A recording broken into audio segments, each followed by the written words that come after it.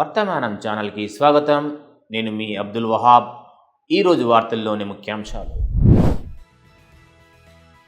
Trump చివరి హెచ్చరిక, గాజాలో సంక్షోభం కొనసాగుతుంది.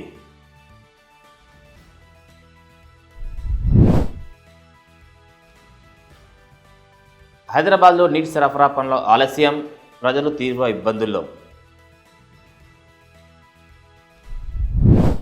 అమెరికా అధ్యక్షుడు డొనాల్డ్ ట్రంప్ హమాస్కు చివరి హెచ్చరిక ఇచ్చారు. గాజాలో ఉన్న ఇజ్రాయెల్ బందీలు విడుదల చేయాలని, లేకుంటే హమాస్ నేతలు గాజాను విడిచిపెట్టాలని సూచించారు. 1997 తర్వాత తొలిసారి అమెరికా ప్రభుత్వం హమాస్తో నేరుగా చర్చలు జరుపుతుందని వైట్ హౌస్ ప్రకటించింది.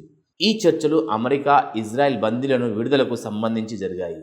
ఇజ్రాయెల్ ఆంక్షలతో గాజాలో ఆహార కొరత తీవ్రమైంది. ప్రపంచ ఆహార కార్యక్రమం ప్రకారం అందుబాటులో ఉన్న సరఫరా 2 వారాల్లో పూర్తి ఖాళీ కావచ్చు.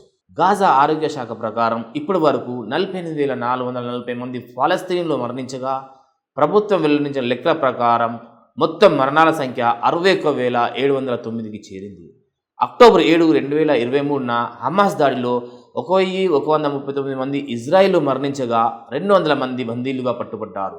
ఇజ్రాయెల్ హమాస్ మధ్య తొలి దశల కాల్పులు విరమణ ముగిసిన తర్వాత తాజా చర్చలు ప్రారంభమయ్యాయి.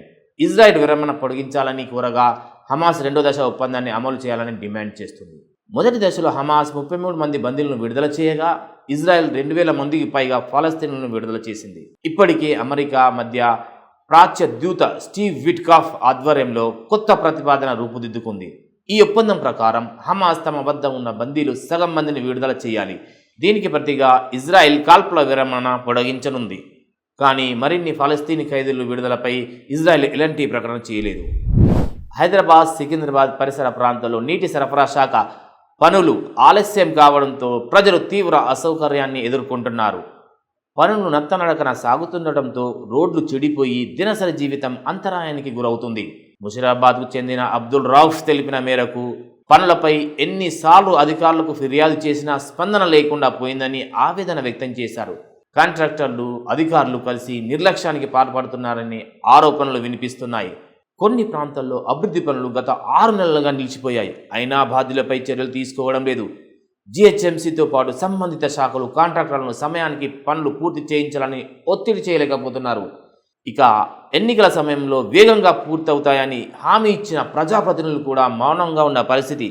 ప్రజలు పనులు త్వరగా పూర్తి చేయాలని డిమాండ్ చేస్తున్నారు. వాస్తవ వార్తలకు ప్రమాణం టీవీ వర్తమానం. ఈ వార్తలు ఇంతటితో సమాప్తం. మరిన్ని విశేషాలతో మళ్ళీ కలుద్దాం. వర్తమానం ఛానల్ని లైక్, షేర్, సబ్స్క్రైబ్ చేయండి. ధన్యవాదాలు.